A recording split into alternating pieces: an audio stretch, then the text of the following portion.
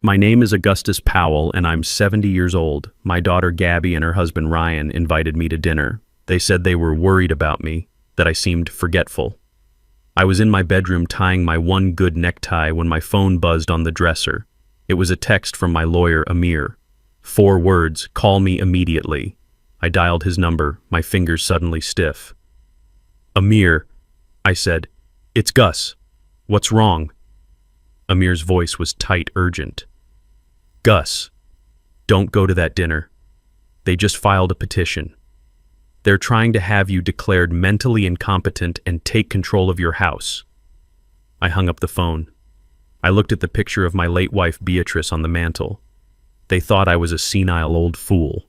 They didn't know I owned the building Ryan used to work in, and they certainly didn't know I was the one who'd been secretly paying their mortgage for the last 6 months.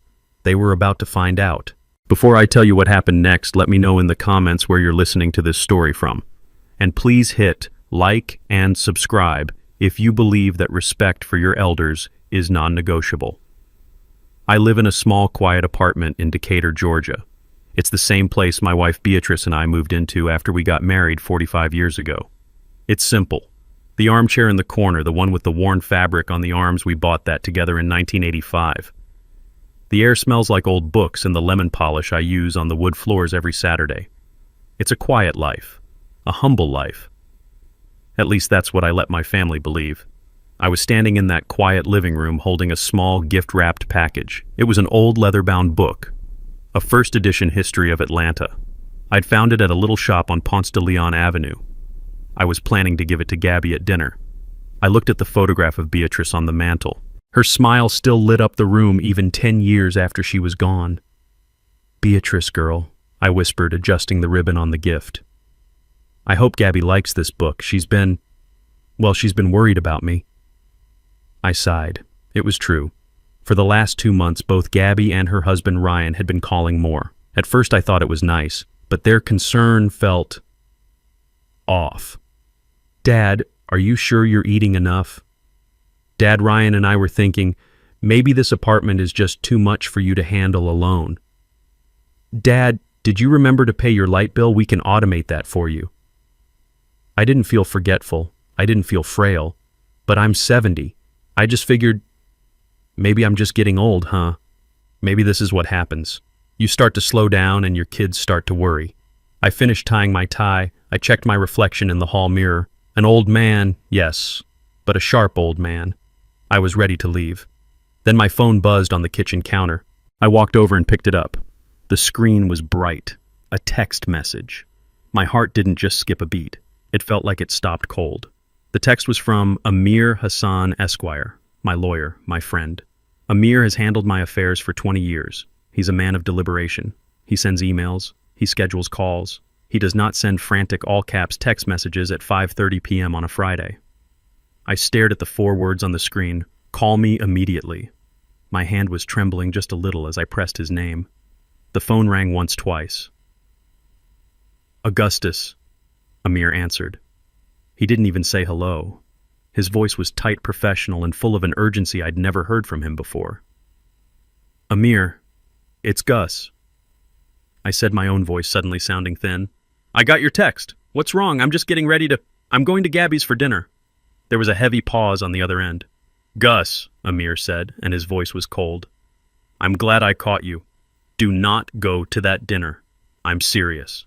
Do not leave your apartment. Lock your door." A chill ran down my spine that had nothing to do with the air conditioning. "What are you talking about, Amir? Lock my door? It's just Gabby. She's worried about me." "No, Gus," Amir said, his words sharp, precise. "They're not worried. They're making a move. 30 minutes ago, my office received a courtesy notification from the DeKalb County Probate Court. Your daughter, Gabrielle Powell Sullivan, and your son-in-law, Ryan Sullivan, have filed an emergency petition for conservatorship." The word hung in the air. Conservatorship. It sounded alien.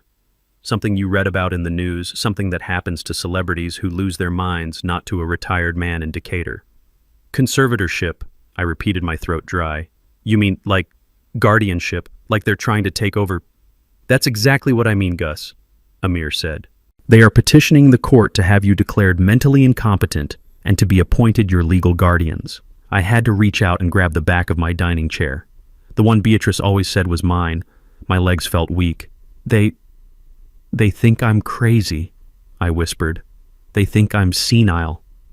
It's worse than that, Gus. Amir's voice continued pulling me from the fog of shock. They didn't just file. They filed with exhibits. They submitted a mental health assessment from a Dr. Evelyn Reed.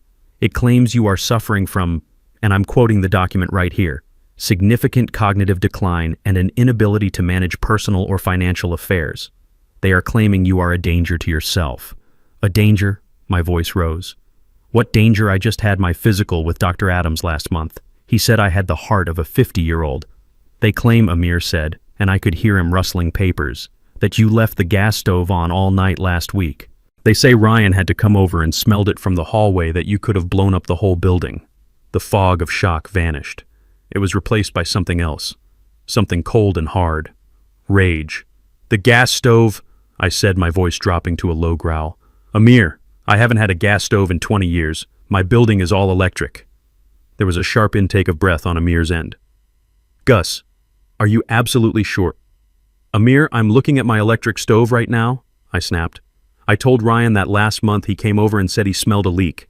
He offered to check the connections for me. I told him then, son, this is an electric stove. There's nothing to leak. He just laughed and said I must be confused. My God, Amir murmured. He wasn't confused. He was planting the seed. He was building his case. I started to pace my small kitchen. The gift for Gabby was still on the counter. The old book. It felt like a prop from a stupid play. The old man was gone. The man who had built an empire from nothing was awake.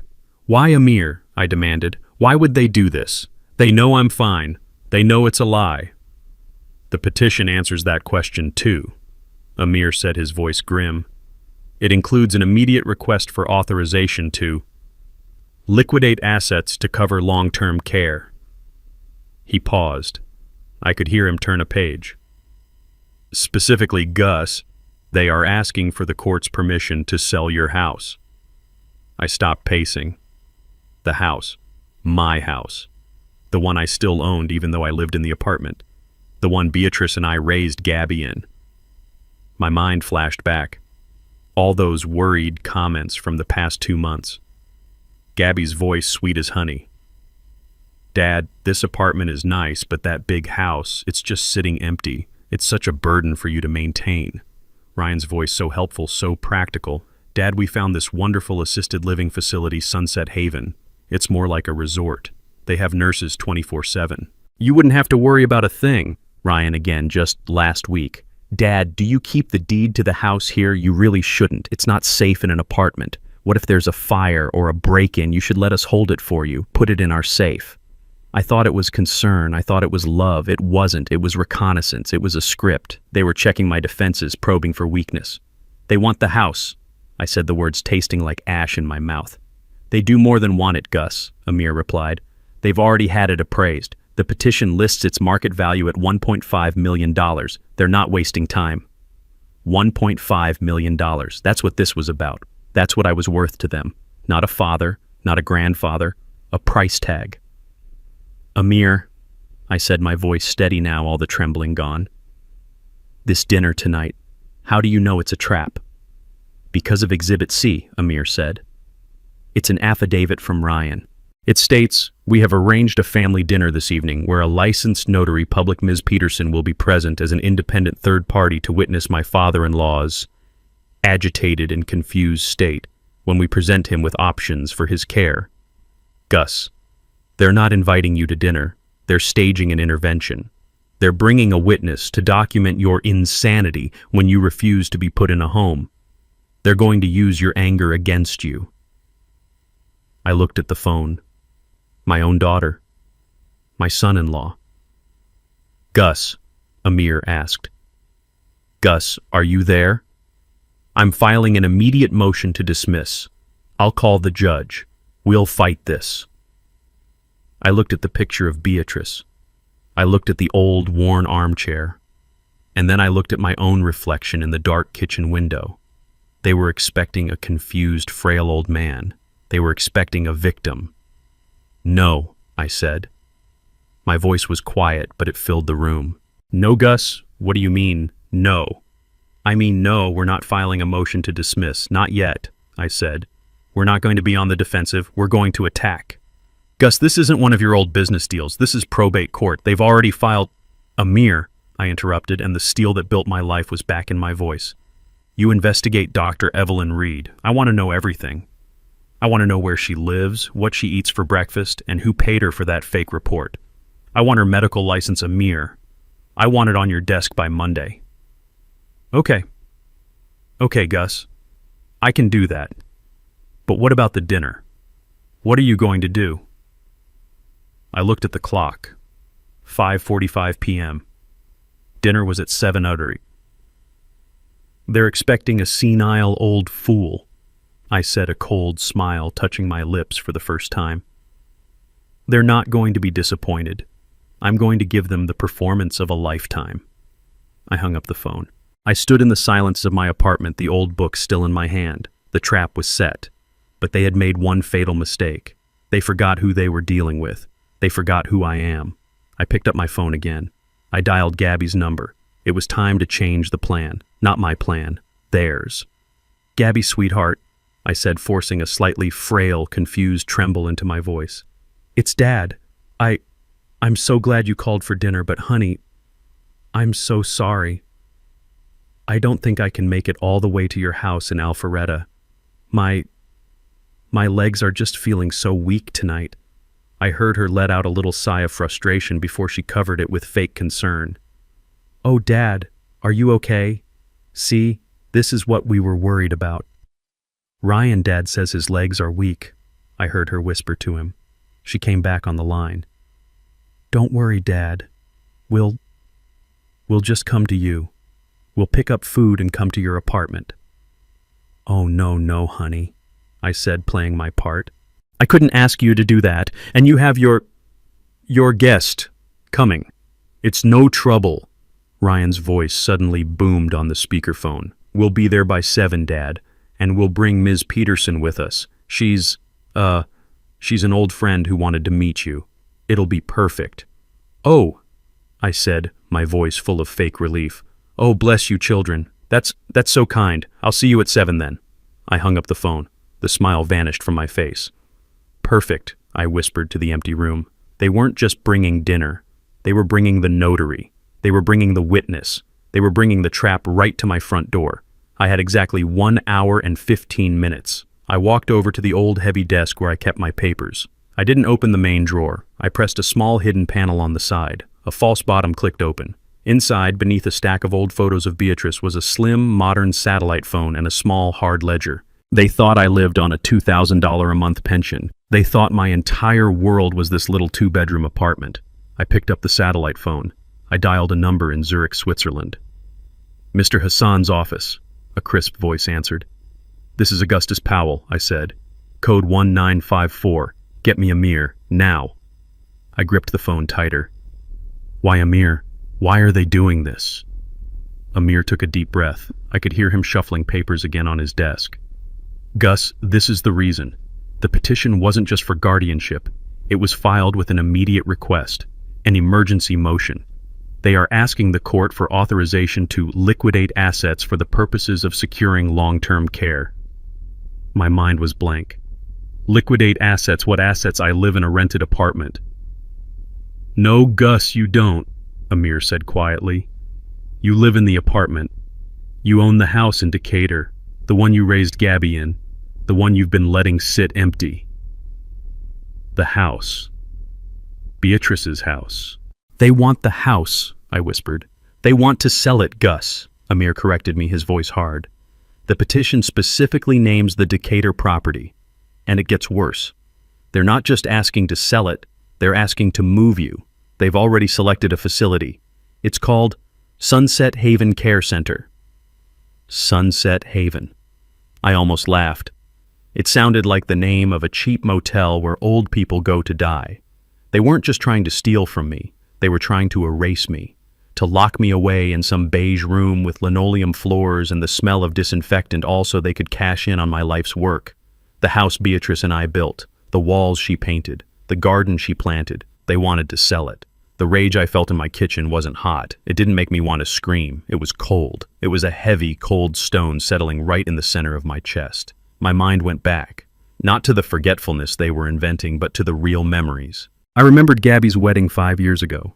The string quartet, the 300 guests, the flowers flown in from Holland. She wanted a fairy tale. I paid for it, $50,000. I didn't blink. She was my only daughter. I remembered Ryan, my son-in-law, coming to me just a year later. "Dad," he'd said, all smiles and confidence. "Gabby and I found the perfect house in Alpharetta. It's just, the down payment is a little steep." $100,000. I wrote the check. I wanted them to have a good start, a better start than Beatrice and I had. I remembered Ryan again 2 years before that. "Gus, I've been accepted to Emory for my MBA. It's the opportunity of a lifetime, but I don't know how I can afford it." I paid for that too, every last cent of his tuition, because I thought I was investing in my family. I thought I was investing in the man my daughter loved. I had given them everything, and now they were coming for the rest, not by asking, but by trying to label me as insane. The $50,000 wedding, the $100,000 down payment, the $120,000 MBA, all of it. And this was how they repaid me. They weren't just ungrateful, they were predators. "I gave them everything," I whispered out loud to the empty room. "Gus," Amir said, pulling me back to the present. "We need to move fast. I'll file the motion to dismiss based on the fraudulent medical report. I'll call the judge's clerk. We will fight this." I stood up straighter. The old frail man they were trying to invent was gone. "No," I said. "Gus, what do you mean, no? We have to respond. I mean, we are not going to defend Amir." My voice was sharp now. "We are going to attack. You're a good lawyer, but you're a defensive player. I'm not. I didn't build my life by waiting for other people to hit me. What are you suggesting?" "I'm suggesting you do exactly what I pay you for. I want you to find out who this Dr. Evelyn Reed is. I don't just want her license number. I want to know where she got her degree. I want to know if she has gambling debts. I want to know who paid her for this evaluation. I want you to find everything. Do you understand me? I want her ruined." Amir was silent for a beat. When he spoke again, his voice had changed. He wasn't talking to a victim anymore. "Consider it done, Gus. I'll get my investigator on it immediately." "Good," I said. I looked at the clock. 5:50 p.m. "They are expecting a confused old man to show up at their door at 7, I said, thinking aloud. "They're expecting me to be angry, to yell, to cry. They're expecting me to prove their case for them. They're waiting with their witness, that notary, ready to take notes on how unstable I am." I smiled. It was a cold smile. "Well," I said, "I hate to disappoint them, but I won't be attending." "You're just going to stay home?" Amir asked. "Oh, I'm not staying home, Amir. I'm just changing the venue." I hung up with Amir. I took a deep breath, centered myself, and dialed Gabby's number. I let the phone ring 3 times, then a 4th, just to make them nervous. She picked up, her voice sickeningly sweet. "Dad, are you okay? We were getting worried." I let a small, frail cough escape my lips. "Gabby, sweetheart," I said, my voice trembling just enough. I'm so sorry. I don't think I can make it all the way out to your house." "Oh no," she said, the fake sympathy dripping through the phone. "What's wrong, Dad?" "Is it your legs again, Ryan?" "Dad says his legs are weak." I heard Ryan's muffled voice in the background. "It's working. He's deteriorating. Stick to the plan." Gabby came back. "Don't you worry, Dad. We'll just come to you. We'll pick up some dinner and be right over. And we'll bring our friend Ms. Peterson. She's so excited to meet you." No, child," I said, injecting a note of panic. "No, you can't come here. It's the house, the papers." "The papers? What papers? Dad?" Her voice sharpened. The predator smelled blood. It's about your mother's will," I whispered.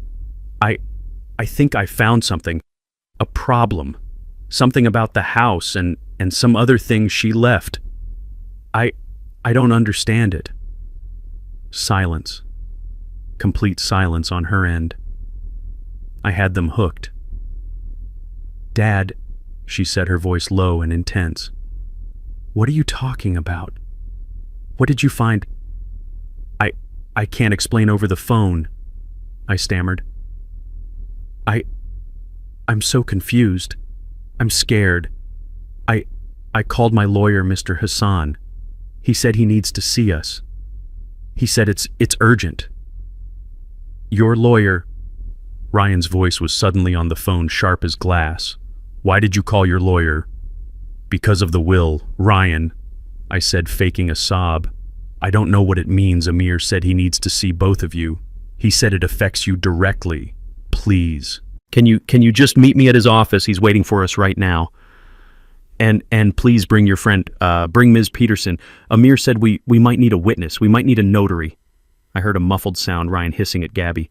This is it. He found the old trust. He's going to try to change it. We have to go. We have to stop him. Gabby came back on. Okay, Dad. Okay, don't sign anything until we get there. We're on our way. Send us the address. Oh, thank you, baby, I cried. I'm so scared. I'll see you there. I hung up the phone. The shaking in my voice stopped. The fear in my eyes vanished. I stood up tall. Amir, I said to the empty room. I hope you have the good coffee ready, because the flies are heading right for the spider's web. Amir Hassan's office was not just an office. It was a statement. It took up the entire 40th floor of the Truist Plaza building. The windows were floor-to-ceiling glass showing the whole sweep of Atlanta below. The carpet was so thick my feet sank into it. The receptionist, a sharp woman in a tailored suit, had brought me a glass of sparkling water with a slice of lime. I sat on a black leather sofa that probably cost more than my car. I was calm. The fear I had felt in my apartment was gone. This was my world. This was where I operated. I understood contracts and leverage and consequences. I sipped my water and waited. I had been waiting for 20 minutes. I knew Amir was gathering the ammunition. The door to the conference room opened. Amir Hassan walked in. He wasn't the calm, measured lawyer I had known for 2 decades. His tie was slightly loose and his eyes were blazing. He was carrying an iPad and a thin manila folder. He didn't say hello. Gus, he said, his voice low and tight. I found her. He sat down across from me at the polished mahogany table. Dr. Evelyn Reed, I said, testing the name. Did you find out who she is? Amir let out a short, bitter laugh. Oh, I found out who she is. I love it when these amateurs try to play in the big leagues. They get sloppy. They think no one is watching. He slid the iPad across the table. Gus, Dr. Reed isn't just some random physician Ryan found in the phone book. She isn't a specialist they hired. He tapped the screen. A photograph popped up. It was a Facebook post. A group of people at a Thanksgiving dinner smiling, holding turkey and glasses of wine. Recognize this man? Amir asked, pointing to the right. It's Ryan, I said. And this woman, Amir said, tapping the woman standing next to him, her arm slung around his shoulder, is Dr. Evelyn Reed, or as her profile says, Evie Sullivan Reed. I stared at the screen. Sullivan like Ryan's family. Not just like, Amir said, leaning in. Gus, Evelyn Reed is Ryan Sullivan's first cousin, from his mother's side. The family from Mobile, Alabama. I sat back. The glass in my hand felt heavy. A cousin. He had his own cousin write a medical report declaring me insane. The audacity of it. The cold-blooded, calculated nature of the betrayal. It wasn't just a random act of greed. This was a conspiracy. This was planned. A family member, I murmured. He got a family member to lie for him. Oh, it's much, much worse than that, Gus, Amir said. He opened the manila folder. My investigator didn't just check Facebook. He ran her name through the national medical boards. The first hit was interesting. The second one is the nail in their coffin. He pulled out a printed document.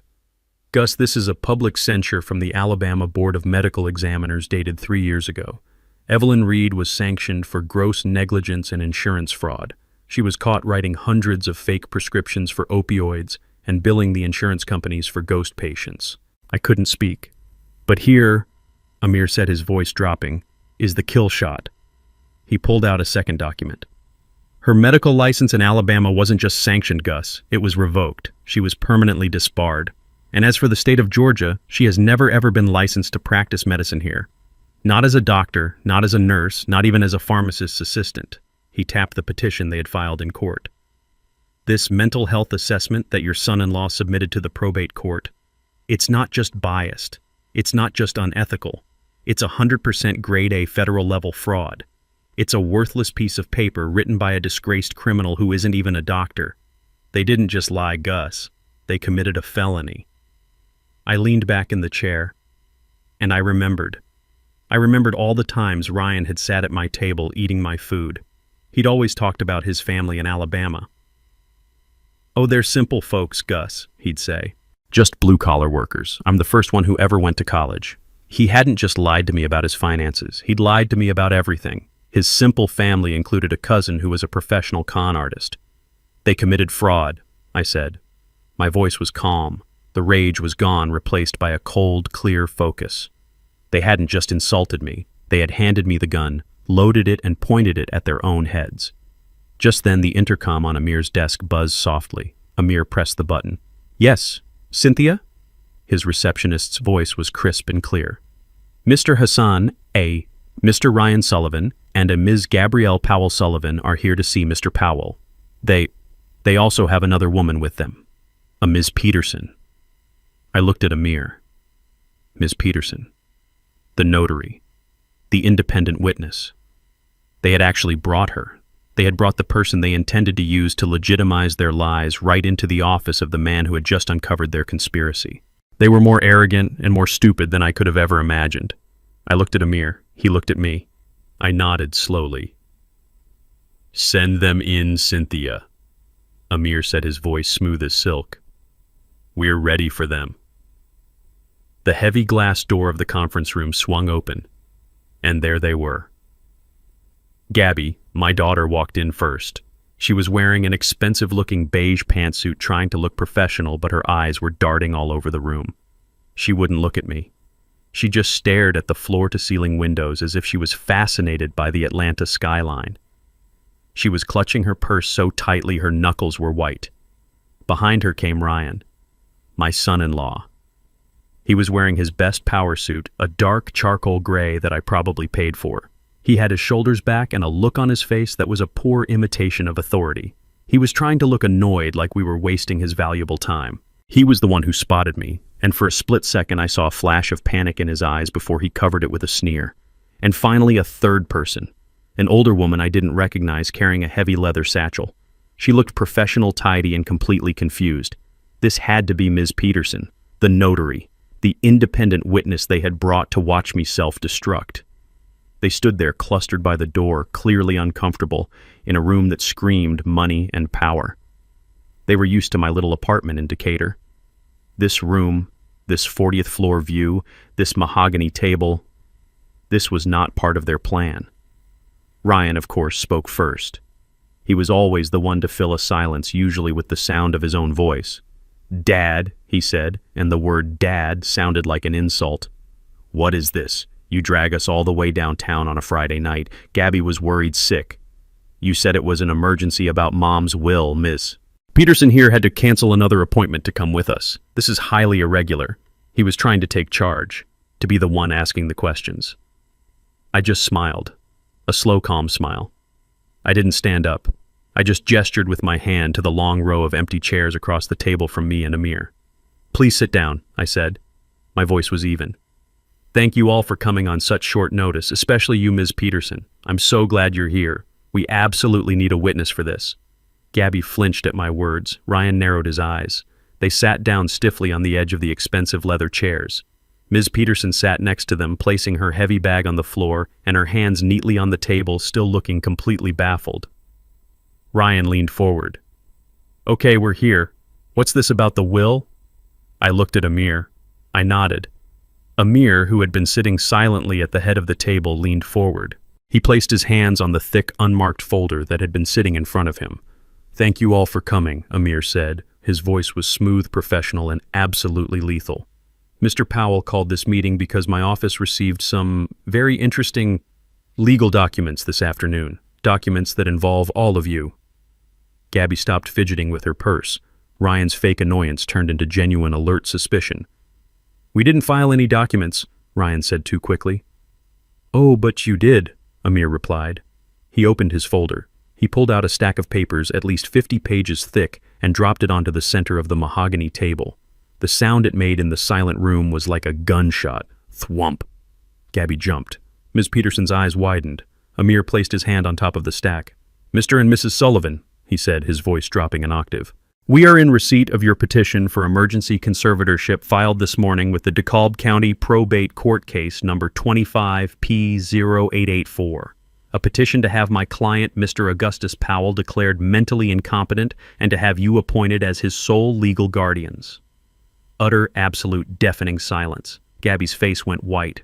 Not just pale. I mean sheet white, like all the blood had drained out of her head. Her mouth opened slightly, and she made a small gasping sound like a fish pulled from water. Ryan was better. I'll give him that. He was a good liar. He didn't gasp. He didn't move. But his jaw clenched. I saw a small muscle twitch just below his ear. His eyes, which had been full of fake bluster, were now cold and hard. He was a rat trapped in a corner, and he knew it. But the best reaction came from Ms. Peterson. Her head snapped back and forth between the papers on the table to Ryan and Gabby, and then to me. "A petition for—" "What?" she asked, her voice sharp with alarm. "Mr. Sullivan, you told me I was coming to notarize a simple family trust amendment. You told me Mr. Powell was fully in agreement. You never said anything about an incompetence hearing." Ryan ignored her. He was staring at Amir. "This is a private family matter. You had no right to interfere." Amir actually smiled. "Mr. Sullivan, when you file a petition to strip a man of his civil liberties and seize his assets, and that man happens to be my client of 20 years, it stops being a private family matter. It becomes my business. And right now, business is booming." The room was so quiet I could hear the air conditioning humming. Gabby looked like she was going to be sick. Her face was ashen and her eyes were wide with terror. She looked from Amir to the papers, to me, and back to the papers. She opened her mouth, but nothing came out. She was trapped. But Ryan was different. I watched him. He was a cornered animal, yes, but a dangerous one. He took 1, 2, 3 deep breaths. He was visibly calming himself down, pushing the panic away, searching for his next lie. He actually straightened his expensive tie. He looked at me, and his face was a mask of pure, rehearsed sincerity. He even managed to make his voice sound soft, full of pain. "Dad," he said, shaking his head slowly. "Dad, we didn't want you to find out this way." I just stared at him. This was going to be good. We were so worried about you," he continued, his voice catching. You've been forgetting things, Dad. Little things at first, but they're getting bigger." He looked at Gabby, a silent command. She jumped in her voice, a high-pitched, trembling mess. "It's true, Dad," she said, tears welling up in her eyes. Oh, the tears. They were always part of the performance. "Last week, you forgot I even called. We talked for 20 minutes, and then 2 hours later you called me asking why I hadn't checked in. It was a lie, a complete, total fabrication. And the stove, Dad," Ryan said, his voice full of sorrow. "The gas stove. My God, we were terrified. You could have hurt yourself. You could have hurt the whole building." "My stove is electric," I said, my voice quiet. "See?" Ryan pounced, his eyes lighting up. "See, this is what we mean. You're confused. You think it's electric, but it's gas. I smelled it myself." He was good. He was very, very good. He was taking my reality and twisting it right here in front of everyone. Gabby was sobbing now, full-on, shoulders-shaking sobs. "We just want to protect you," she cried, reaching a hand across the table. Not to me, but toward the papers, as if she could make them disappear. "It's because we love you. We don't care about things. We just care about you. We just want you to be safe." Her voice echoed in the silent, expensive room. "We just want you to be safe." I looked at my daughter, my only child, the girl I taught to ride a bike, the girl I held when she had her first broken heart. She had learned to lie, she had learned to perform, she had learned to cry on command, and I felt nothing. Just a vast, cold emptiness where my love for her used to be. I let her words hang in the air for a long moment. I looked at her, then at Ryan, who was nodding with a sad, "See what you put us through" expression. "You love me," I repeated. My voice was flat. "Yes," Gabby whispered. "And you just want me to be safe." "More than anything," Ryan added, his voice dripping with false emotion. "I see," I said. I let the silence stretch just long enough for it to become uncomfortable. Then I turned my head just slightly toward Amir. Amir, I said, since we are all here talking about how much they love me, why don't you show them how much they love me? Ryan's head snapped toward Amir. What is he talking about? Amir didn't answer him. He just reached into his folder again. He pulled out a second document. This one was thinner, only 3 or 4 pages stapled at the corner. He didn't drop this one. He slid it slowly across the polished mahogany. The paper whispered as it moved over the wood, a sound louder than a scream. It stopped right in front of Ryan. Ryan looked down at it. Gabby leaned over to see what it was. I watched her face as she read the header. I watched her eyes scan the first paragraph. I watched the color drain from her face all over again. Ryan, she whispered, her voice no longer crying but sharp with a new, different kind of fear. Ryan, what is this? What is RE Max Platinum Services? Ryan didn't answer. He was staring at the paper as if it was a snake. Mr. Sullivan, Amir said, his voice polite. Perhaps you can explain it to your wife, or if you'd prefer, I can. Ryan was silent. Very well, Amir said. He leaned forward. That Mrs. Sullivan is a copy of an exclusive listing agreement. It's a contract. He pointed a finger at the paper. It's a contract signed by both you and your husband to hire a real estate agent to sell a property, specifically this property. He tapped the address. 124 Sycamore Drive, Decatur, Georgia. He paused, letting the information land. Mr. Powell's house, Amir clarified in case there was any confusion. My client's home. You listed it for sale for $1.5 million. Gabby looked at Ryan. You listed the house without telling me. Ryan finally found his voice, but it was a strangled whisper. It was just preliminary, just to see what we could get. It's not active. Oh, but it is, Amir said, pulling another piece of paper from his folder. This is the live MLS listing. It went active this morning, complete with professional photographs, 24 of them. The photographer must have been there last week. I particularly like the drone shot of the backyard. Gabby's head whipped around to Ryan. You had a photographer at Dad's house. When did you do this? Ryan was starting to sweat. He was breathing hard. He looked at me, then at Amir. This is illegal. You have no right to my private documents. Your private documents, Amir asked, raising an eyebrow. Mr. Sullivan, this became a public document the moment you filed it with the MLS. But that's not even the most interesting part. He looked at Gabby, then at me, then at Ms. Peterson, the notary who looked like she wanted to crawl under the table. Amir pointed to the bottom of the listing agreement. The most interesting part is the date. He leaned in, his voice dropping to a whisper, but it carried across the entire room. You signed this agreement on, let me see. Yes, last Tuesday. October 31st, Halloween. He looked up at them, his eyes like ice. That Mr. Sullivan was 3 full days before you filed the petition to have Mr. Powell declared incompetent. You were already planning to sell his house, before you even had the legal authority to do so, before you even asked for it. He sat back. So please, tell me again, Mrs. Sullivan. Tell me how this is all about love. Tell me how you're just worried about his safety. Ms. Peterson, the notary, suddenly stood up. Her chair scraped loudly against the polished floor, the sound sharp in the tense room. Wait just a minute, she said, her voice shaking with professional indignation. I must object to this. What is going on here? A conservatorship petition. An MLS listing. She turned her sharp, angry eyes on Ryan, who visibly flinched. Mr. Sullivan, you telephoned me this morning. You told me, and I quote, that I was needed to witness and notarize a simple family document. You said your father-in-law was in full agreement and merely wanted to tidy up his affairs with his family present. She looked at me, then at Amir, her face flushed with embarrassment and anger. I am an independent notary public for the state of Georgia. I was not informed of any incompetence hearing. I was not informed of any disputed property sale. My presence here, sir, is under what appears to be deeply false pretenses. She snapped her heavy leather satchel shut. I will not be a party to this. This is highly irregular. I have a professional reputation to protect. I am leaving this office immediately. She started to turn. Please, Ms. Peterson. I said, my voice quiet but firm. Don't go. Not just yet. She stopped, one hand on her bag. You are absolutely correct, I continued. You were brought here under false pretenses. But not by me, and certainly not by Mr. Hassan. You were brought here by them. I motioned with my head toward my daughter and son-in-law. You are their independent witness. You were brought here to watch me get angry, to watch me get confused so you could sign an affidavit detailing my instability. You are a key part of their plan, ma'am. You just didn't know it.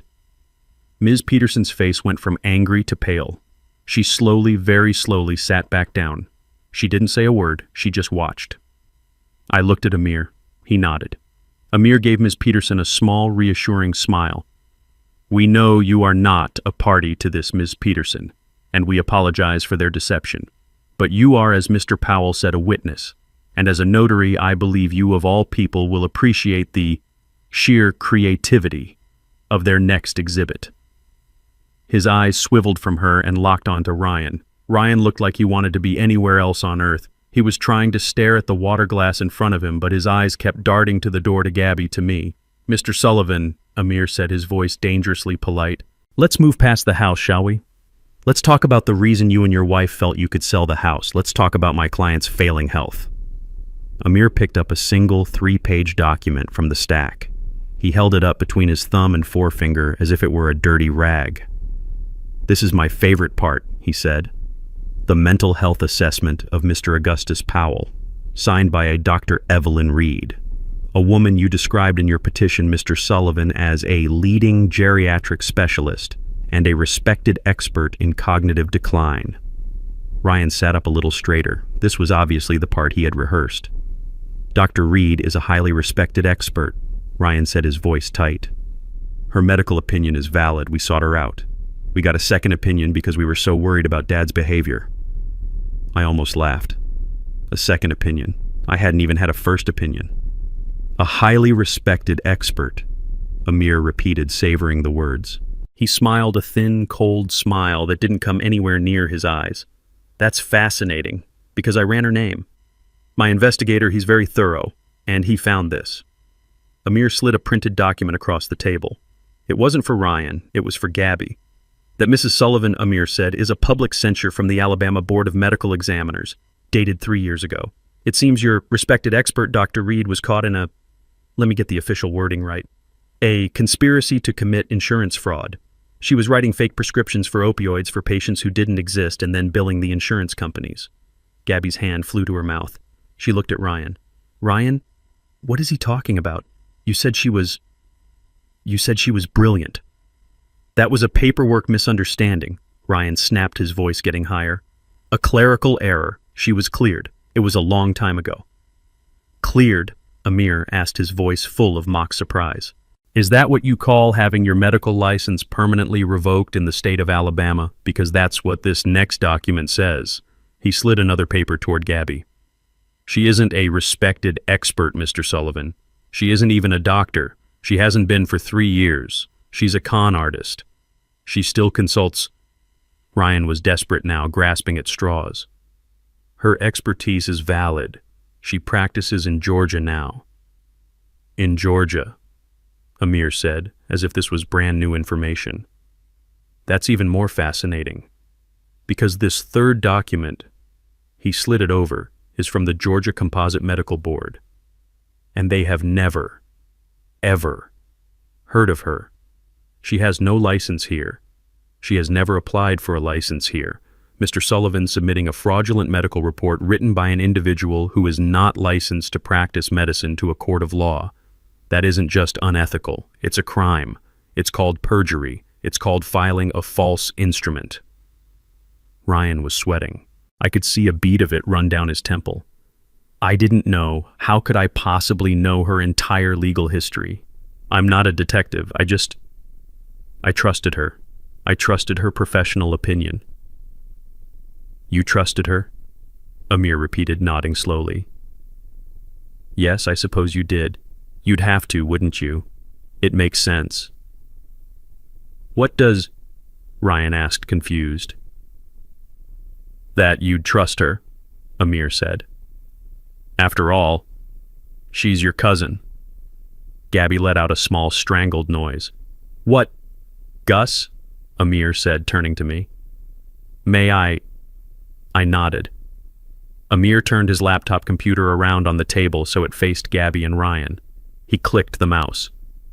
The giant 60-inch television screen on the conference room wall, the one they thought was just for decoration, flickered to life. It wasn't a document. It was a Facebook page, a public profile for a woman named Evie Sullivan Reed. And there, right on her main timeline, was a photo from last Thanksgiving. A big, happy group of people around a dining table raising their glasses. That, Amir said, using a laser pointer, is a photo from the Sullivan family reunion in Mobile, Alabama. And that, he aimed the red dot, is you, Mr. Sullivan. And that, the dot moved one person over to the woman with her arm slung around Ryan's shoulder, is your first cousin, Evelyn, Evie, as you call her in the comments. Gabby just stared. Her face was a mask of pure dawning horror. Ryan, she whispered, her voice dead. She's your cousin from Mobile, the one you told me she worked in pharmaceuticals. Ryan didn't say a word. He just stared at his own smiling face on the screen. He was trapped. The lies were all around him, a cage of his own making. He had lied to his own wife. He had involved his disgraced criminal cousin in a felony, all to steal from me. Ms. Peterson, the notary who had been watching this entire exchange like a hawk, finally spoke. She stood up, her voice shaking with professional righteous fury. Mr. Sullivan, she said, you didn't just bring me here under false pretenses. You brought me here to make me an accessory to fraud. She grabbed her heavy bag. I am leaving. My first call will be to the district attorney's office to report this attempt to file a fraudulent document. My second will be to the state bar. And my third, she looked at Amir, will be to offer my full sworn testimony for Mr. Powell's countersuit. She turned and walked out. The slam of the heavy glass door echoed in the tomb-like silence of the room. Ryan just sat there, broken. Gabby was staring at him, and the tears that were now streaming down her face weren't from sadness. They were from rage. You lied to me, she whispered. You lied about everything. I decided it was my time to speak. I leaned forward, resting my hands on the cool, polished table. Yes, he did, baby girl, I said, my voice soft. He lied to you. He lied to the court, and he lied to me. I looked directly at Ryan. His eyes finally met mine. They were filled with terror.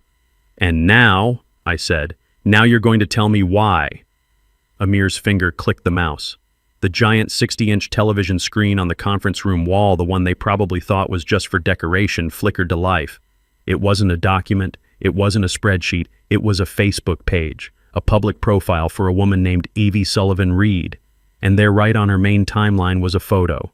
A big, happy group of people gathered around a Thanksgiving dinner table, raising their glasses, smiling for the camera. Gabby squinted, confused. What is this? Who are these people? Just a moment, Mrs. Sullivan, Amir said. He used a small red laser pointer. The dot landed on a smiling man on the right side of the photo, his arm draped over a woman's shoulder. That, Amir said, his voice calm, is you, Mr. Sullivan. And that, the red dot moved one person over to the woman Ryan was hugging, the same woman from the professional headshot on the fake medical report, is your first cousin. Evelyn, Evie, as you call her in the comments section. Gabby let out a small strangled noise. A little "oh." It was barely audible. She stared at the screen. I watched her. I watched her mind work connecting the dots. The respected expert who was hard to book. The old classmate from Alabama. The woman who signed the paper declaring me insane. She turned her head slowly to look at her husband. Ryan was frozen. He was staring at his own smiling face on the screen, his mask of confidence completely gone. He looked like a man who had just seen a ghost. When Gabby finally spoke, her voice was not a shout. It was a whisper. A low, sharp, dangerous whisper. Ryan. He didn't answer. He just kept staring at the screen. Ryan, look at me. He finally slowly turned to face her. A classmate, Gabby whispered, her voice trembling with a rage that was just beginning to build. An old classmate from medical school, that's what you told me. Gabby, listen. Ryan stammered, his eyes wide with panic. It's complicated. She is a doctor, or she's your cousin, Gabby hissed. Your cousin Evie. The one you told me worked in pharmaceuticals, the one you said was a bit of a black sheep. It's not what it looks like, Ryan said, his voice getting louder, turning to me as if I were the problem. Dad, this is a violation of privacy. You can't just pull up my private photos. This is manipulation. It's manipulation, Amir repeated, raising an eyebrow. That's a bold word from a man who just submitted a fraudulent medical document signed by his criminal cousin to have his own father-in-law stripped of his rights. Don't you think? Gabby stood up, her chair scraped back. You lied to me, she shouted, pointing a shaking finger at Ryan. You didn't just lie to him, you lied to me. You made me a part of this. You told me he was senile. You told me he was a danger to himself. He is, Ryan shouted back, finally cracking. He's forgetting things, the gas stove. My stove is electric, I roared. My voice bounced off the glass walls. It was the first time I had raised it. The frail old man was gone. Ryan physically recoiled. Gabby froze. I told you that, I said, my voice dropping back to that cold, dangerous level. I told you that last month when you came over smelling gas. I told you it was electric, and you laughed. You patted my arm. You said, "See, Dad, you're confused." Gabby looked at Ryan, her face a mask of pure dawning horror. Oh my God, she whispered. The listing, the house. You told me he agreed to sell the house. You told me he was just feeling emotional about it, but you'd already listed it. You lied about that too. Gabby, shut up. Ryan hissed, his eyes darting to Amir, then to me. You're not helping. This is a family matter. This is just a formality. He turned to me. His hands spread wide, a desperate, pathetic attempt at a smile on his face. Dad, come on. This is just paperwork. You don't understand the legal process. We had to file it just to get you the help you need. I'd had enough. I slowly pushed my chair back. The sound was quiet, deliberate. I stood up. I was 70 years old, but I am not a small man. I stood up to my full height, the one that had run a boardroom for 30 years. I looked down at my son-in-law, the man I had fed, the man I had educated, the man I had housed, the man who had just tried to end my life as I knew it. My voice was not loud, it was not angry.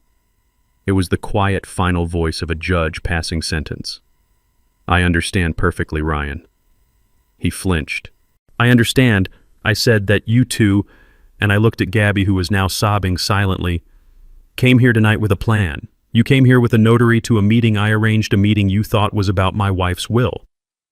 You came here, I continued, to get me to sign papers, and if I refused, your independent witness would testify that I was agitated and uncooperative, proving your case. I understand, I said, taking a step closer, that you hired your disgraced criminal cousin to write a fake medical report. A report based on lies, the gas stove, the forgetfulness, all of it, a performance.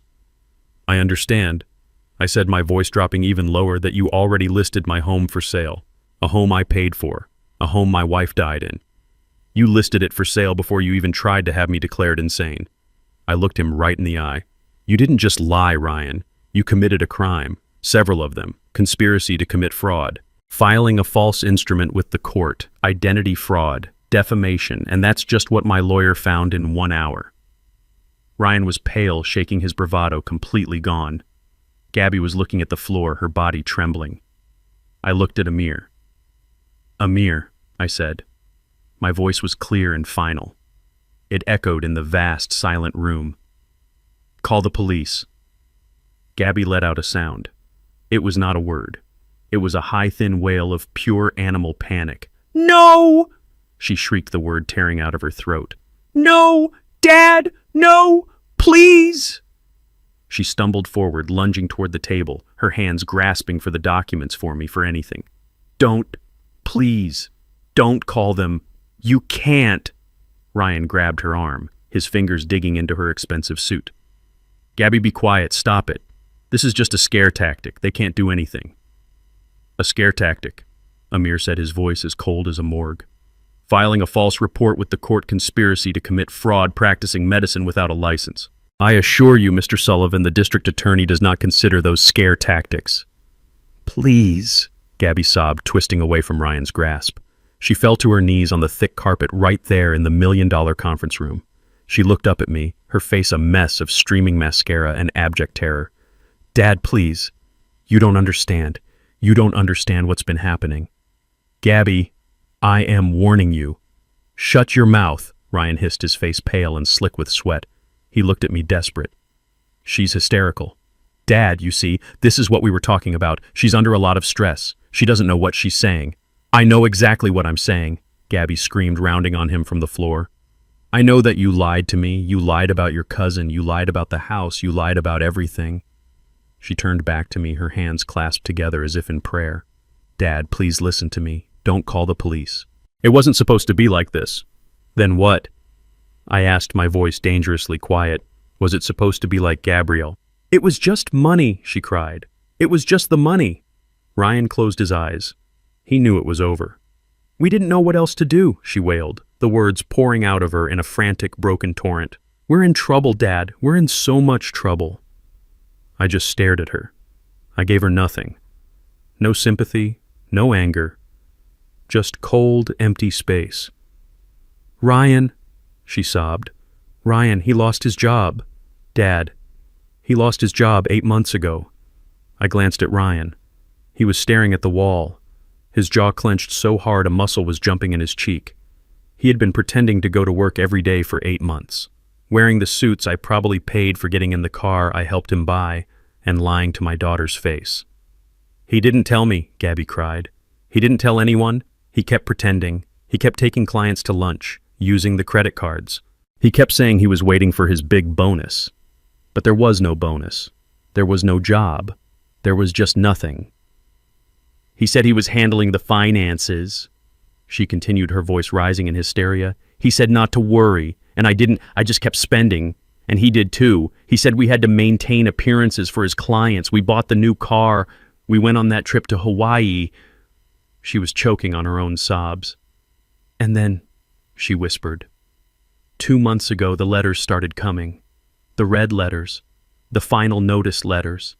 Dad, we're ruined. Ryan said nothing. He just stood there, a statue of his own failure. How ruined, Gabby?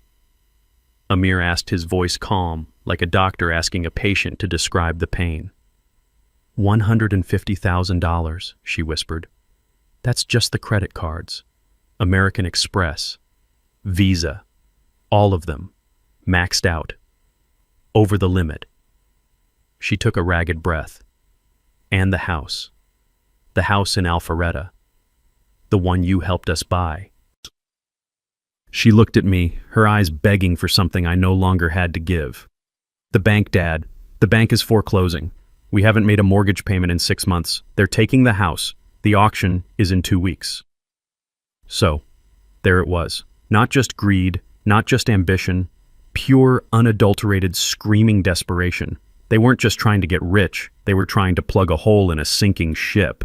A ship they had scuttled themselves. Ryan had lost his job. They were living a lie. They were broke, about to be homeless and drowning in a debt of their own making. And their grand solution, their brilliant MBA-level plan. It wasn't to come to me, the man who had funded their entire lives. It wasn't to ask for help. It wasn't to confess. It was to declare me insane, lock me in a home, and steal my house to pay for their mistakes. We didn't have a choice, Gabby sobbed, crawling forward on her knees, grabbing the leg of my pants. We didn't have any other choice. Ryan said, he said you'd never help. He said you'd just judge us. He said you'd call him a failure. He said this was the only way to use your assets to protect them for our future. He said it wasn't nice stealing if we were your guardians. He said it was just managing. I looked down at my daughter, my only child, clinging to my leg. Her expensive pantsuit ruined her face, a mask of desperation. She had just confessed. To conspiracy, to fraud, to everything. And in her own broken, twisted mind, she was still trying to justify it. We didn't have a choice, she whispered one last time, as if that pathetic little sentence could undo everything, as if that made it all okay. I looked down at my daughter, my only child, kneeling on the floor of my lawyer's office, clinging to my pants. I didn't feel anger, I didn't feel sadness. I felt nothing, just a cold, vast emptiness. You didn't have a choice, I repeated, my voice flat. Gabby looked up, her face, desperate, searching for any sign of the father she knew. No, we were desperate. You were desperate, I said, nodding slowly. So you needed money. You were about to lose your house, the house I gave you the down payment for. You were $150,000 in debt, because you were living a life you couldn't afford. A life you were never willing to work for. I looked over at Ryan, who was still staring at the wall, his face pale and slick. So you had a problem, I continued, my voice as cold and hard as the glass window behind me. A financial problem. And instead of coming to me, the man who paid for your $50,000 wedding, the man who paid for your $120,000 master's degree, the man who has done nothing but give and give and give to you both since the day you met. I paused, letting the weight of it fill the room. Instead of coming to me as a son comes to a father, you decided to have me declared insane. You decided to forge medical documents. You decided to conspire with a disgraced criminal. You decided to lock me away in a nursing home to die so you could steal my house. I bent down just slightly, forcing Gabby to look me in the eye. You didn't do this because you had no choice, Gabrielle. You did this because you are weak. You did this because you are cowards. And you did this because you thought I was a simple, forgetful old man who wouldn't fight back. I straightened up. I looked at Ryan. You, Ryan, I said. You're the one with the MBA I paid for. You're the finance guy.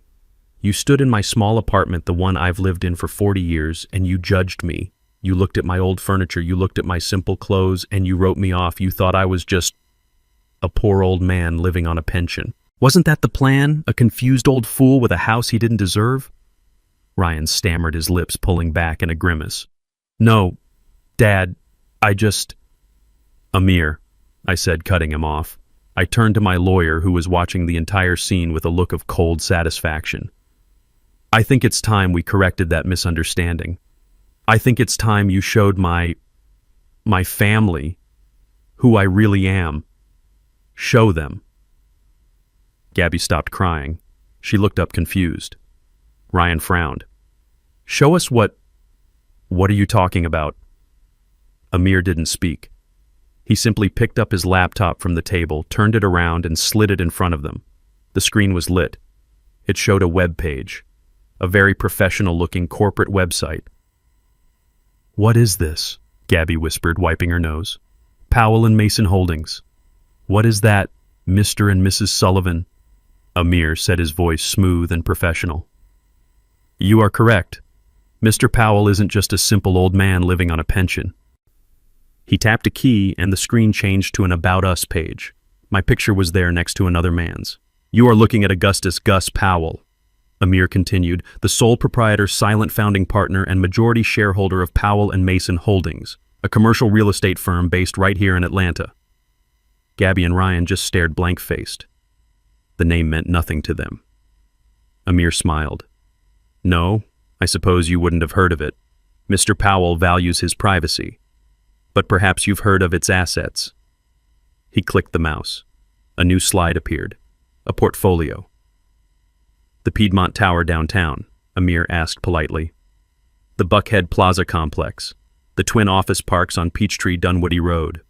The land under the shops at Alpharetta. Gabby's hand went to her mouth again. Ryan's eyes widened. He knew those names. Powell and Mason Holdings, Amir said, currently owns or manages 14 Class A office buildings in the metro Atlanta area. Mr. Powell's estimated personal net worth based on current valuations is approximately $28 million. Ryan made a short, sharp gasp. Gabby just stared. Her brain had clearly stopped working. I decided to speak. My voice was quiet again. The building you used to work in, Ryan, I said. The one in Midtown. The one you got fired from 8 months ago, I own it. I've owned it for 15 years. I get a report every month. That's how I knew you'd been fired, son. I was just waiting for you to tell me, waiting for you to be a man. Ryan's face was chalk white. The country club you joined, I continued. The one you couldn't afford, the one you're 6 months behind on dues for. I own the land it's built on. They pay me a lease every quarter. I was going to cover your dues, a little gift, but I suppose that's off the table now. I looked at Gabby. My pension isn't $2,000 a month, baby girl. My monthly dividend income from my investments is closer to $200,000. And then I delivered the final fatal blow. You said you're losing your house, the one in Alpharetta, that the bank is foreclosing and the auction is in 2 weeks. Ryan nodded, dumbstruck. No, it's not, I said. It's not.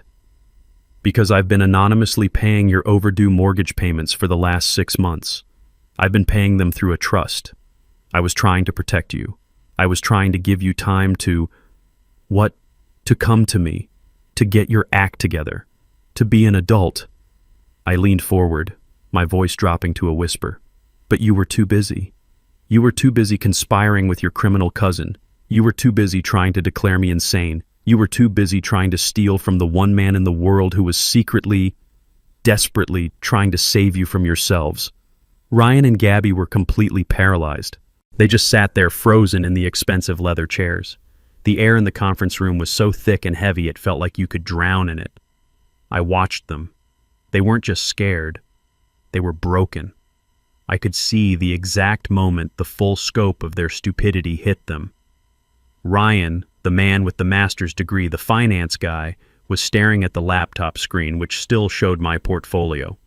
His face was a mask of sick, dawning horror. He hadn't just picked a fight with his father-in-law. He had tried to con a shark. He had brought a plastic knife to a gunfight. He had tried to steal $1 million from a man who was secretly giving him thousands, and in doing so had exposed his own incompetence, his own lies, his own pathetic failure to the one person he was most desperate to fool. And Gabby, my daughter. She was no longer looking at Ryan with anger. She was looking at him with a kind of dead-eyed pity.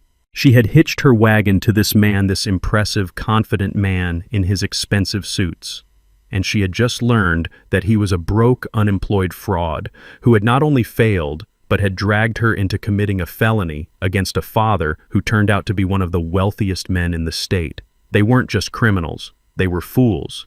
And that humiliation I could see was worse than the fear. I let the silence stretch. I let them sit in it. I let them suffocate in the consequences of their own choices. Finally, I sat down in my own chair at the head of the table.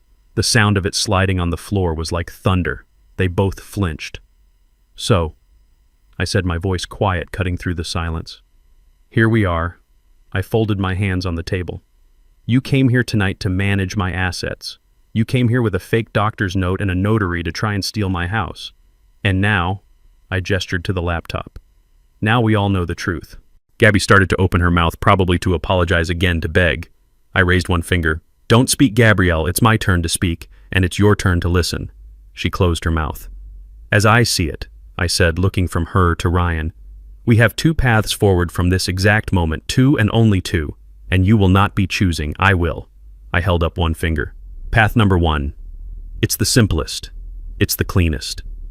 I turned to my lawyer. Amir, if I chose path number 1, what would happen? Tell them. Tell them exactly what would happen right now. Amir, who had been watching silently, straightened his tie. He looked at Ryan and Gabby as if they were insects. Path number 1, Amir said, his voice clipped and professional, is that Mr. Powell instructs me to pick up this phone. He tapped the conference phone. I would call Detective Mike Sloan, my personal contact at the Atlanta Police Department's white-collar crime division. He would be here in less than 10 minutes. Gabby let out a small, terrified whimper. While we waited for him, Amir continued, I would finalize the evidence package. That would include your signed petition for conservatorship, the fraudulent medical report, my investigators' full file on Evelyn Reed, including her revoked medical license and her criminal record in Alabama.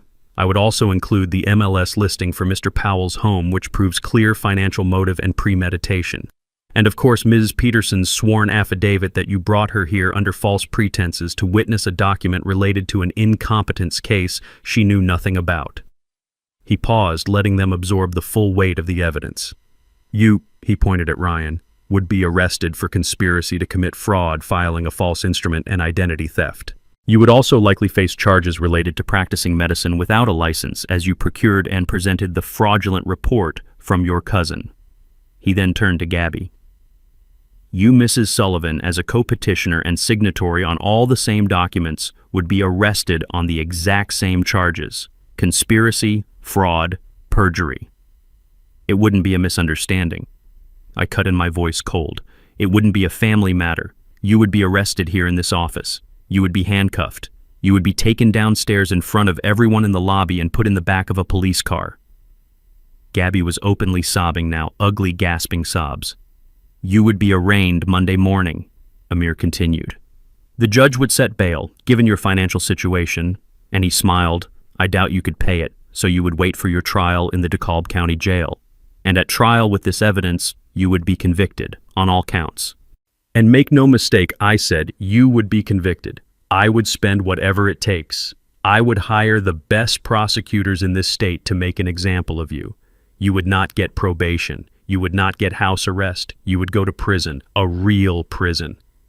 I let that sink in. You, Ryan, I said, with your MBA would be a convicted felon. You would never work in finance or business or anything ever again. You, Gabby, would be a convicted felon. You would lose any chance of a career. You would lose your friends. You would lose your life. I looked at them both. You would lose everything. That is path number one. It is clean, it is simple, and it is final. I looked at Gabby crumpled on the floor. I looked at Ryan sweating through his expensive suit. The smell of their panic was thick in the air. That, I said, my voice quiet, is path number one. It is clean, it is final, and it is by God what both of you deserve.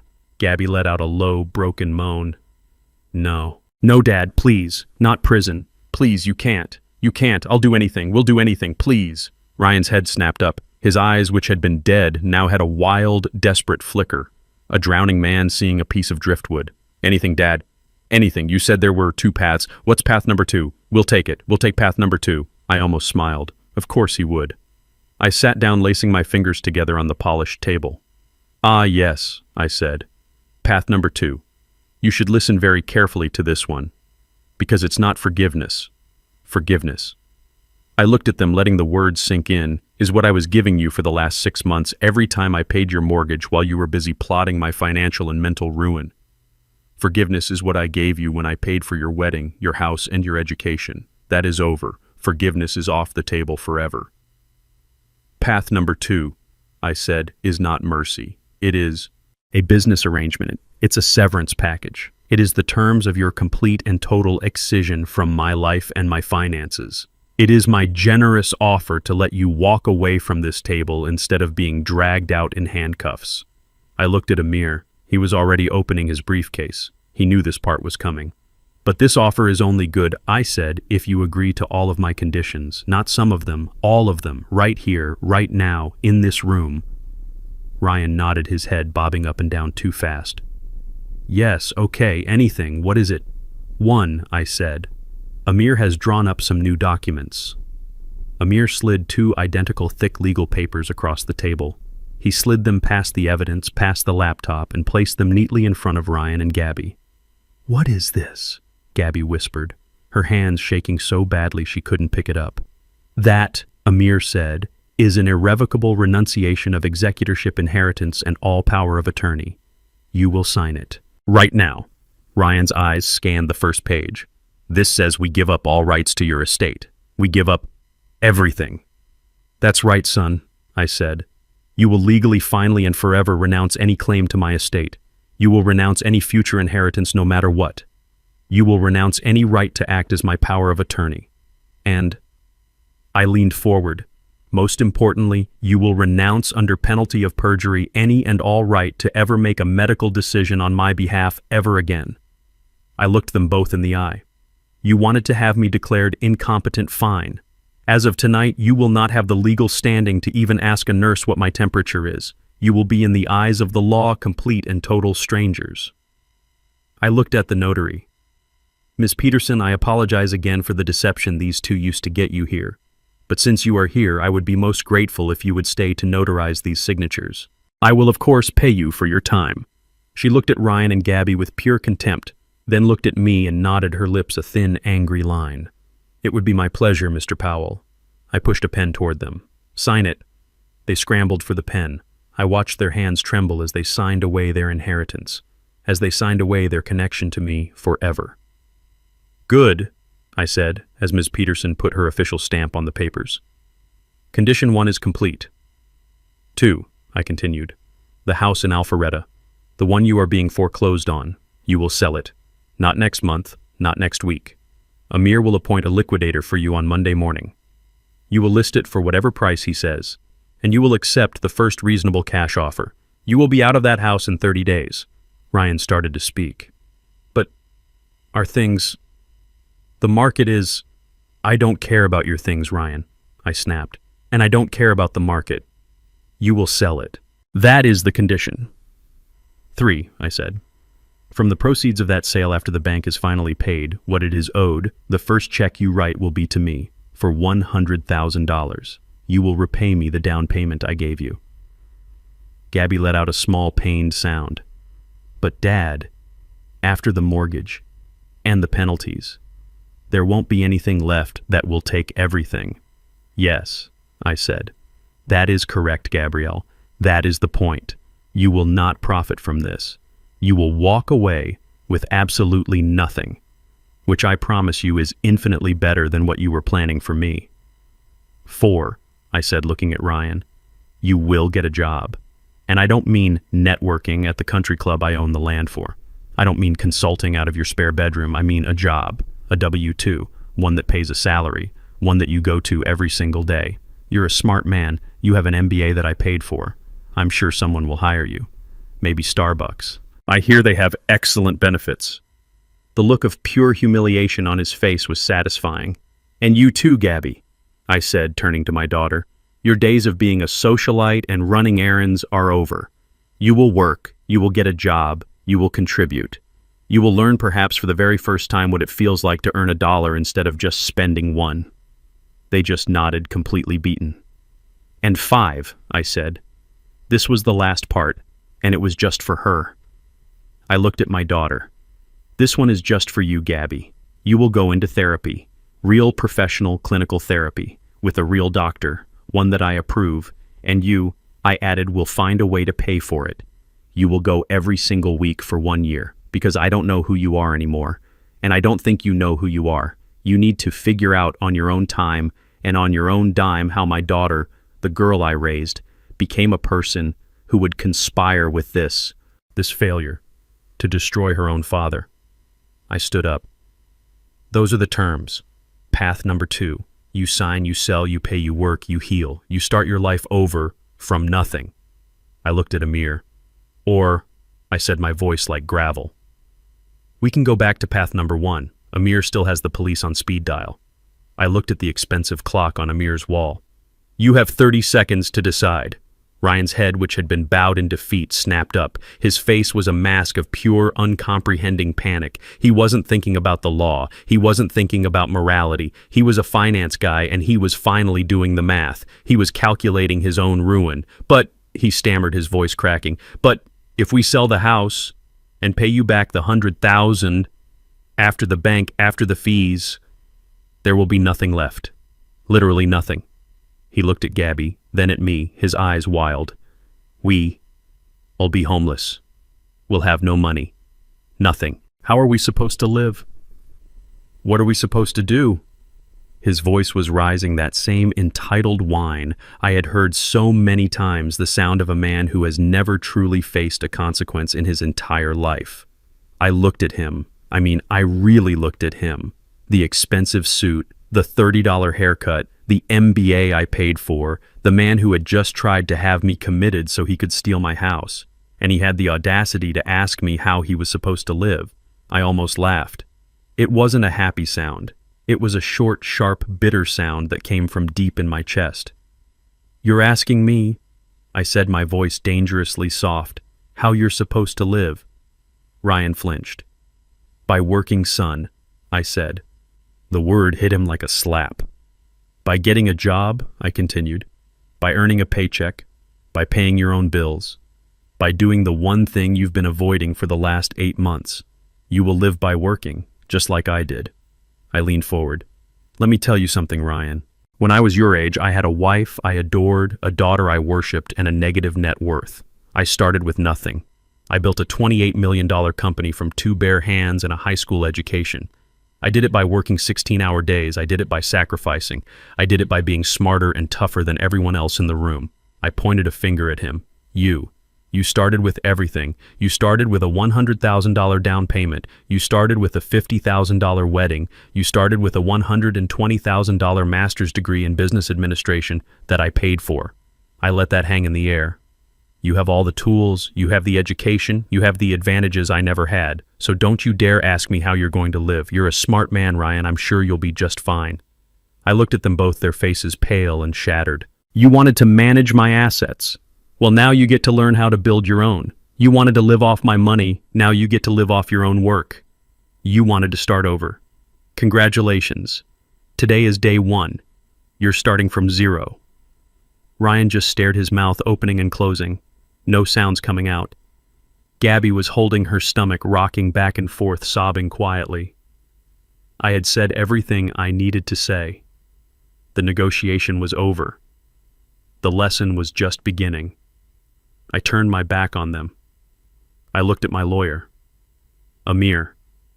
I said, my voice crisp and final. Give them the papers and give them my pen. Ryan and Gabby chose path number 2. They didn't really have a choice, did they? It was either prison or it was this. They chose this. Amir was efficient. He didn't just appoint a liquidator for their house, he sent the best. A woman named Maria Sanchez, a shark who doesn't care about market timing or sentimental value. Then I saw the for sale sign go up a week later in their pristine Alpharetta neighborhood. It didn't say open house, it said cash offers only, must close in 10 days. I drove by the following Saturday. I parked my old car across the street just watching. There wasn't a big professional moving van. There was a small rented U-Haul truck parked crookedly in the driveway, the logo peeling off the side. I watched Ryan, my son-in-law, with the MBA hauling a leather sofa out the front door. He wasn't wearing one of his expensive suits. He was wearing old jeans and a t-shirt that was dark with sweat. He stumbled on the stairs. He looked small. He looked weak. And he looked angry. I watched Gabby, my daughter, carrying a cardboard box labeled kitchen. She wasn't crying. Her face was just blank, empty. The vibrant, arrogant, beautifully dressed woman I saw in Amir's conference room was gone. This was just a shell. She didn't look up. She just moved from the house to the truck, one box at a time. The house sold in 3 days. It sold for $300,000, less than the price they had been hoping for. They didn't get to negotiate. A cash offer is a cash offer. Amir handled the closing. The bank got its money first, of course. All the penalties, all the late fees. Then I got mine. A cashier's check for $100,000 was delivered to my apartment by a courier, the exact amount of the down payment I gave them. I looked at it for a long time. It didn't bring me any pleasure. It was just accounting, justice. I put the check in my desk drawer. I would deposit it on Monday. Amir told me that after the bank, the lawyers, and my check, they walked away with exactly $24,000 from a $1.5 million house. That's what was left of their kingdom. I know where they moved. A 2-bedroom apartment complex off I-20, out past Lithonia. The kind of place with peeling beige paint and old cars up on blocks in the parking lot. The kind of place they would have laughed at just 1 month ago. Ryan's BMW was repossessed. I know because I saw him. 2 weeks later, I was getting my tires rotated and I saw him. He was putting one of those magnetic Uber stickers on the side of Gabby's old Honda Civic. The car he used to say was embarrassing. The MBA I paid for, driving for Uber. And Gabby, my daughter. She got a job. I know because I saw her too. I was in a small cafe in Decatur meeting Amir to sign the final papers for the new charitable trust. And I saw her. She was behind the counter. She was wearing a green apron and a little plastic name tag. Her hair was pulled back in a net. She was wiping down the espresso machine. She looked tired, but she also looked focused. She didn't look up. She didn't see me. I finished my coffee, paid my bill, and left. This was their new reality. No more country clubs. No more imported flowers. No more pretending. Just work. The one thing they had tried so hard to avoid. The one thing I had built my entire life on. But the fallout, you see, it wasn't just financial. I had made a promise to Amir. I told him to handle Dr. Evelyn Reed. And Amir is a thorough man. He didn't just call the police. That would have been too simple. He's a lawyer. He understands that real power moves in silence through paperwork. On Monday morning, he filed a formal 100-page complaint with the Georgia Composite Medical Board. He detailed everything: the fraudulent report, the perjury, the lack of a Georgia license. But he didn't stop there.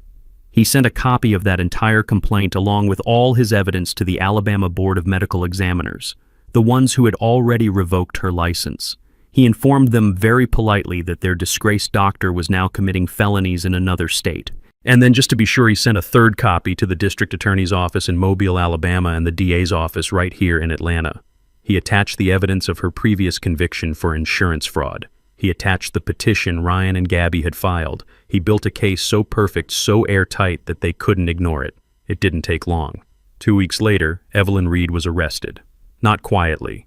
She was arrested at the little wellness clinic she was running out of a strip mall. In front of her patients, she was charged with practicing medicine without a license conspiracy to commit fraud and perjury. They set her bail at $500,000. She couldn't pay it. And here is where the final piece of the trap snapped shut. The Atlanta DA's office, now building their case, looked at the evidence. They saw that Ryan Sullivan was the one who procured the report.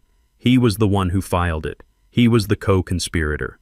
But Evelyn, his cousin, was claiming he was the mastermind.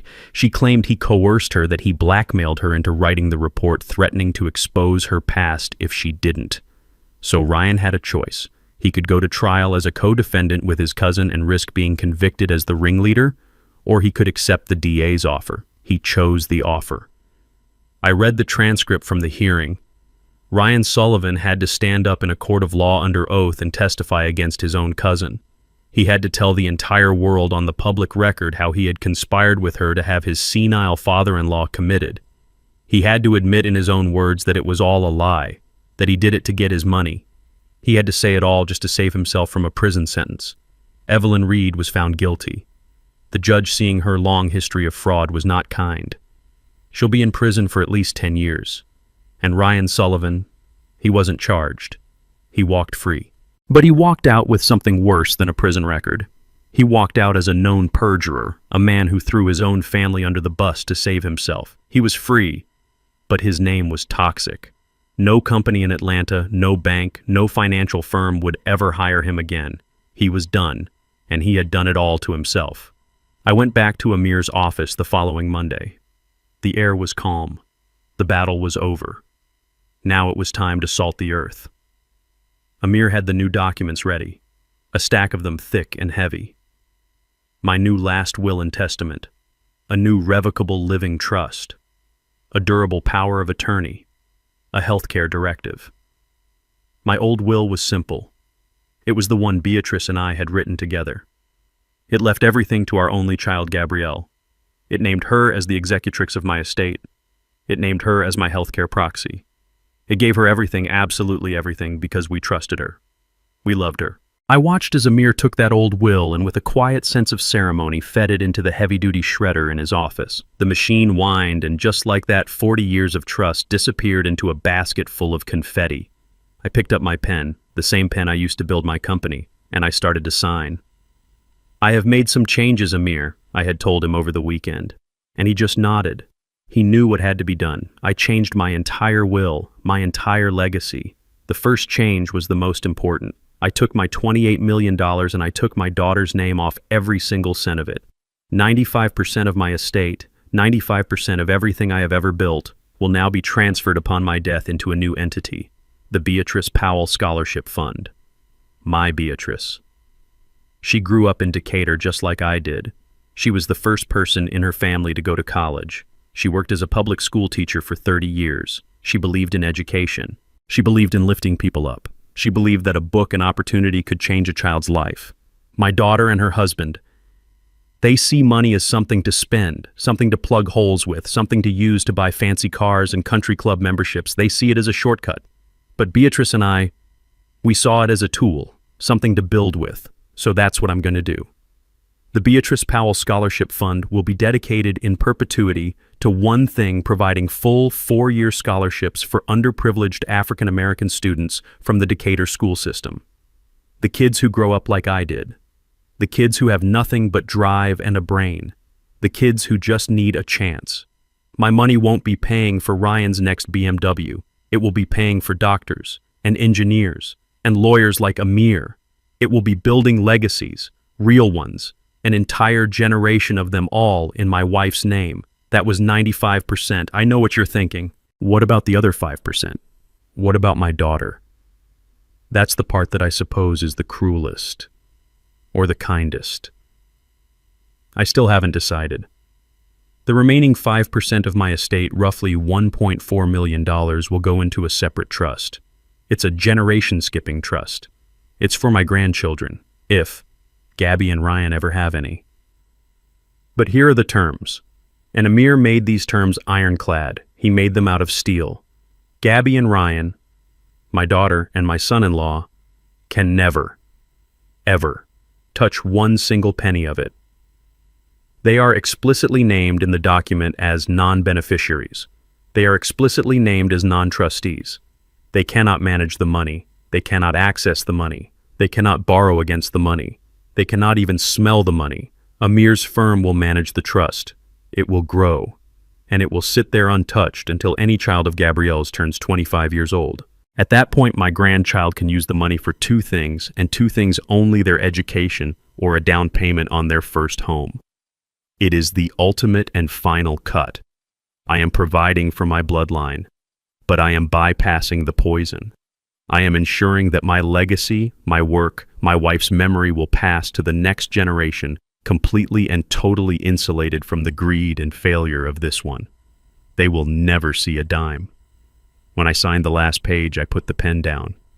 Amir said, "Gus, are you sure this is final?" I looked out that 40th floor window. I looked down at the city I had helped build. "I've never been more sure of anything in my life, Amir," I said. "They didn't just try to steal my house. They tried to steal my mind. They tried to steal my dignity. They tried to steal my last years on this earth. You don't get to come back from that. You don't get a second chance." My old will was built on love. My new will is built on justice. And justice, I've learned, is a much stronger foundation. It's been 3 months. 3 months since that night in Amir's office. 3 months of a new, strange, heavy silence. I couldn't stay in the apartment. It was too quiet. The walls felt thin. I went back to the house in Decatur, the house I built with Beatrice, the house I raised Gabrielle in. I needed to be around the things that were real, the hardwood floors that creaked under my feet, the smell of old wood and my wife's rose bushes still blooming outside the window. I was in the kitchen.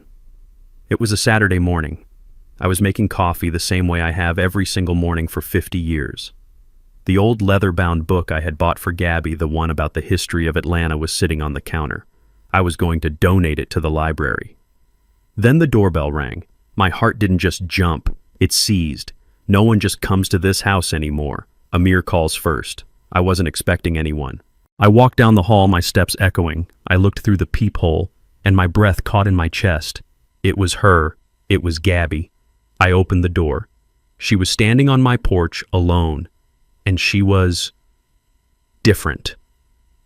This wasn't the woman from the lawyer's office. The expensive beige pantsuit was gone.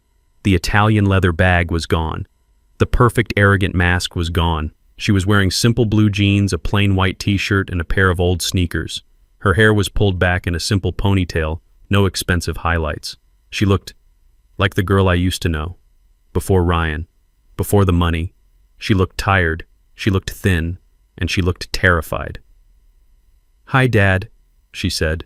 Her voice was a whisper. I just looked at her. I didn't speak. I didn't know what to say. What is there to say? "Can I come in?" she asked, her eyes pleading, looking at my feet, not at my face. "Just for a minute." I stepped aside. I didn't say yes. I just moved. She walked past me. I didn't smell expensive perfume. She just smelled like soap. She walked into the living room she grew up in and just stood there. She looked at the old sofa, at her mother's photograph on the mantel. She was clutching a simple canvas tote bag to her chest like a shield. You're living here again," she said. It wasn't a question. "It's my house," I replied. My voice was flat. I wasn't going to make this easy for her. I wasn't going to do anything for her. She nodded, swallowing hard. "Dad, I just wanted you to know." She was looking at her hands now. "I started therapy, like you said. The condition. Path number 2. I watched her. There was no sign of a lie, no performance. She was just stating a fact. And I got a job. She continued, her voice so low I had to strain to hear her. It's just part-time. Stacking books at the county library. It doesn't pay much. But it's quiet. And Ryan? I asked. My voice was cold. She flinched when I said his name. He's driving, for Uber, at night. We moved, we had to. We're in a small apartment, over in Chambly. I just nodded, once. Good, I said. That one word. Good. It was all I gave her, and it was like a dam broke. Her face, which had been so tight and controlled, just crumpled. The professional mask, the angry mask, the terrified mask, they all fell away. And she was just Gabby. She started to cry. Not the loud, hysterical, theatrical sobs I heard in Amir's office. These were the other kind. The quiet, broken, ugly, hopeless tears of someone who has truly lost everything. Dad, she whispered, the tears streaming down her face. Dad, I'm so sorry. She didn't move toward me. She didn't try to hug me. She just stood there breaking apart in the middle of her childhood living room. I'm so sorry. I know it's too late. I know I destroyed everything. I know you'll never trust me again. I know what I did. She took a ragged, shaking breath. I know what he did. And I let him. I went along with it because I was weak, and I was greedy, and I was a horrible, horrible daughter. She was looking at me now, her eyes red and raw. I just wanted you to hear me say it. I'm not asking for money. I'm not asking you to help. I'm not asking for anything. I needed you to know. I'm sorry, Dad. I'm so sorry for what I did to you, for what I tried to do. I looked at my daughter, the woman standing in front of me, and I realized I was right. The girl I raised was in there somewhere, buried under all the lies, the debt, the ambition, the weakness. She was still there, and she was right. It was too late. It was too late for the old life. It was too late for the blind trust I used to have. It was too late for the girl who used to sit on my lap and the father who thought she was perfect. That person was gone. That relationship was dead.